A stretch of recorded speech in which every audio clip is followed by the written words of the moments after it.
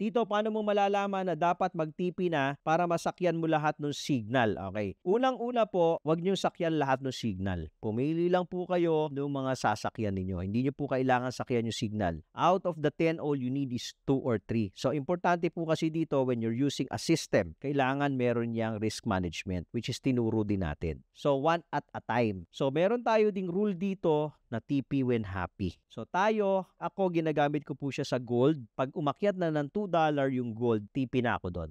Abang ulit ako ng next signal. If you're using this sa crypto, meron akong tina-target na 0.08 lang na akyat ni BTC. Kay Bitcoin po yan, 0.08 TP na ako. Kung nasa alts ka, mas mataas ngayon yung movement ng alts, pwede ka siguro dyan, mga 1.5, 1.8 hanggang 2%, isiset mo yung TP mo. But basically, if you're using our system, ang tinuturo natin dito, hit and run. Pag may profit na, kunin mo na. Ang kagandahan sa gold kasi, when you're trading gold using the platform of Exness, kung magkano po yung nilagay mo, may tinatawag sila, kung magkano yung lalabas doon na gain mo, yun na yun. Labas na yung commission, labas na yung kung ano-ano mga fees. Sa crypto kasi, meron ka pang mga fees, meron ka pang iba commission fees, meron ka pang parang yung pagka hinawakan mo na matagal, yung overnight fee, meron ka pang mga ganun. Ang dami, kaya minsan pagka nag-green ka na, positive 14% yung portfolio mo, pag nag-take profit ka, parang lugi pa ako. Okay, bakit po? Kasi binawas dun yung mga transaction fees mo pa. Sa gold, using the platform of Exness,